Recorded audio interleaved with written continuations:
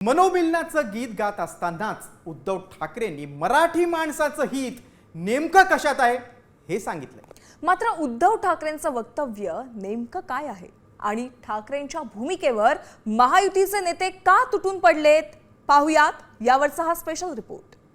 की आता जर का चुकाल तर संपाल, आता जर का फुटाल तर पूर्णपणे संपून जाल।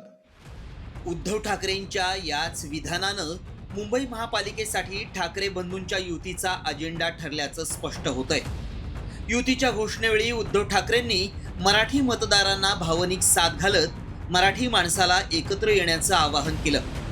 तर राज ठाकरेंनीही मुंबईचा महापौर मराठी होणार असल्याचं सांगून मराठीच्या मुद्द्याला पुन्हा हायलाइट केलंय। विधानसभेच्या वेळेला भारतीय जनता पक्षाने जो एक अपप्रचार केला होता, बटेंगे तो कटेंगे, तसंच मी मराठी माणसाला सांगतोय की आता जर का चुकाल तर संपाल, आता जर का फुटाल तर पूर्णपणे संपून जाल। म्हणून परत एकदा तुटू नका, फुटू नका आणि मराठीचा वसा टाकू नका, हाच एक संदेश मी आमच्या आज दोघांच्या युतीच्या निमित्ताने संपूर्ण महाराष्ट्राला देतो आहे।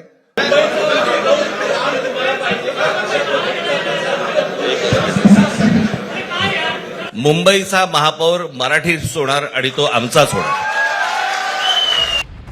तब्बल 5 महिन्यांपूर्वी हिंदी सक्तीच्या मुद्द्यावरून ठाकरे बंधू एकत्र आले। सरकारच्या हिंदी सक्तीच्या मुद्द्याला विरोध करून मराठीचा मुद्दा ठाकरेंनी ऐरणीवर आणला आणि त्यानंतर सुरू झाली ठाकरे बंधूंच्या युतीची चर्चा। आता महापालिकेआधी युतीची घोषणा करून ठाकरेंनी मराठीचा मुद्दा उपस्थित केल्यामुळे विरोधकही आक्रमक झालेत। ठाकरेंनी मराठीसाठी काय केलं असा खोचक प्रश्न विरोधकांनी केलाय। देवेंद्र फडणवीसजीच महाराष्ट्राला विकसित महाराष्ट्र, विकसित मुंबई करू शकतात हे मराठी माणसांना, सर्व व्यक्तींना, मतदारांना माहिती आहे। आणि आम्ही सर्व मराठी माणसं आहोत, कोणी मराठी इंग्रजी लोक नाही आहोत। आम्ही इंग्रजी आहोत का? लंडनमधून राहिले आलो का इकडे? महाराष्ट्राचे मराठी माणसं आहोत आम्ही। मुंबईसाठी काय केलं एक तरी काम सांगावं आणि आम्ही सांगतो। मुंबईकर हा मुंबईच्या बाहेर फेकला गेला, याचं कारण कोण?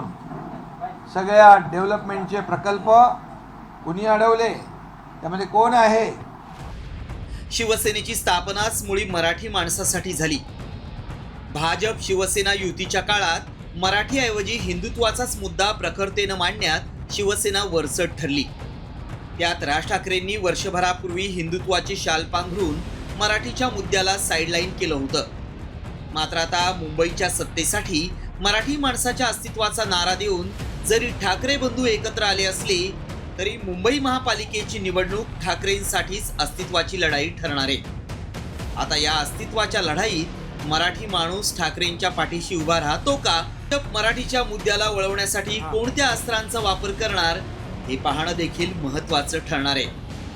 गिरीश कांबळे आणि वैदेही काणेकर, साम टीव्ही न्यूज, मुंबई।